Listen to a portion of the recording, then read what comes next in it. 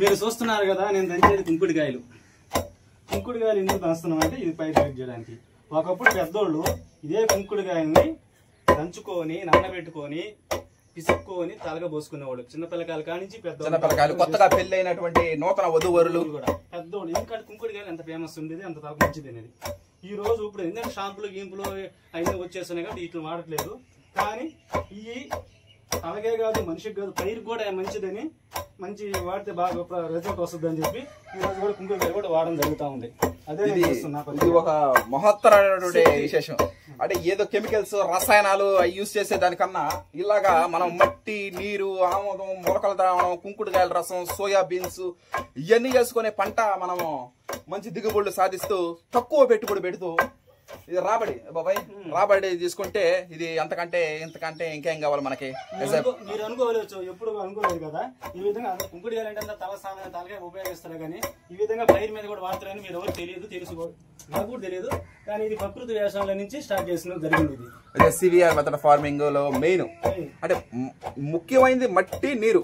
అంటే పై మట్టి, లోపల మట్టి. వాటితో పాటుగా ఈ కుంకుడుకాయల రసం, అదే విధంగా గోధుమలు, ఒడ్లు, ధాన్యం, ఈ ఆమదం, పురుగులు, చీడపీడలు హరించడానికైతే మనం 1 ఎకరాకి 1/2 లీటర్ ఆమదం యూజ్ చేయడం జరుగుతుంది.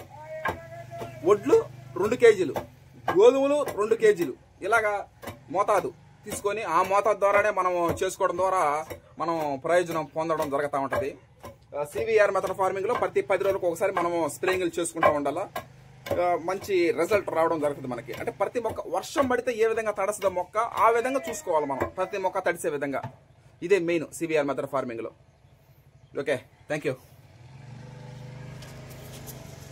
పర్యావరణ పరిరక్షణ, ప్రజల ఆరోగ్యం ప్రకృతి వ్యవసాయం మీద ఆధారపడి ఉంది. ఈ విధంగా మట్టి ద్రావణం, మట్టి, నీరు, ఆమదం, మొలకల ద్రావణం, కుంకుడుకాయలతోనే మన పంట పండించడం అనేది ఒక గొప్ప విశేషం. అది దీని ద్వారా మట్టి, మొక్క, మనిషి 3 ఆరోగ్యకరంగా ఉండడం జరుగుతుంది. నెక్స్ట్ జనరేషన్ రాబోయే వాళ్ళకు కూడా మంచి ఆహారం, మంచి భూమి ఈ అందించే వాళ్ళం అవుతాం మనం. ఈ విధంగా మనం ఇది చేసుకోవడం, మట్టి ద్రావణాలు అంటే పంచభూతాలు కూడా సహకరిస్తాయి మనకి. ఆ రోజు తెలంగాణ సోనాలో వరి కోత కోసేటప్పుడుగా 10 రోజుల ముందు వాన పడడం, వానలకి తుఫాన్లు రావడం, ఆ పైర్లన్నీ పడిపోవడం సివిఆర్ మెథడ్ ఫార్మింగ్ లో పడిపోవాలా. ఎందుకంటే పంచభూతాలు భూమి, గాలి, నిప్పు, నీరు, ఆకాశంలో భూమి, మట్టి, నీరు తీసుకోవడం జరిగింది. వాటితో పాటుగా మొలకల ద్రావణం, కుంకుడుకాయల రసం కూడా మనం యూజ్ చేయడం జరుగుతూ ఉంది.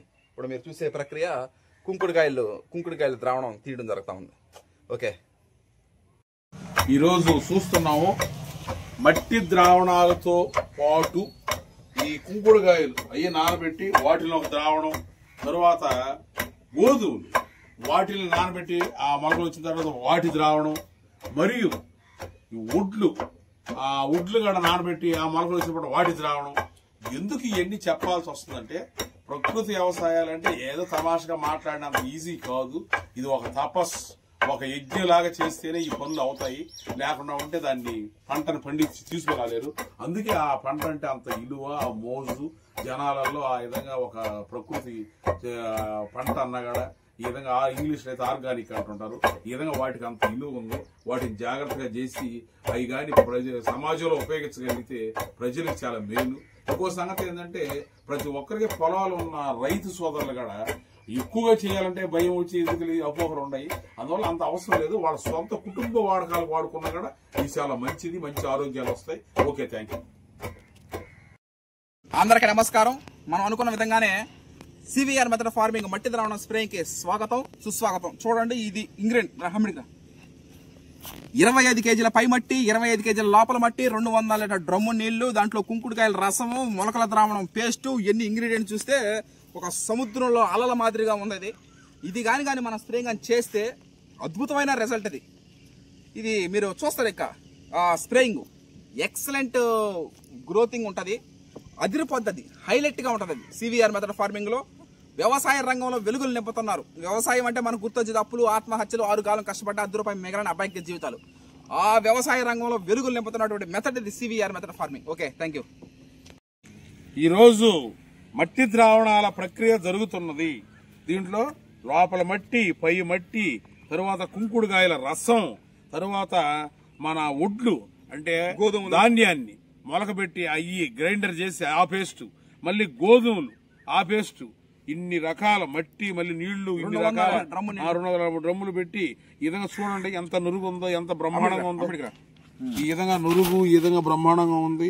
దీని వెనక ఇంత వర్క్ చేసి ఎందుకు ఇవన్నీ చేయడం, దీని అంతరార్థం ఏమిటి అంటే సమాజంలో ఏదో మనం అంతా చేయలేము, ఉడతాభక్తిగా కొద్ది మందికైనా మంచి ప్రకృతి సహజ సిద్ధమైన స్వచ్ఛమైన కలుషితాలు లేని ఆహారం అందించాలనేది ఇక్కడ ప్రధాన ఉద్దేశం, సంకల్పం. అదే ఇక్కడ లక్ష్యం.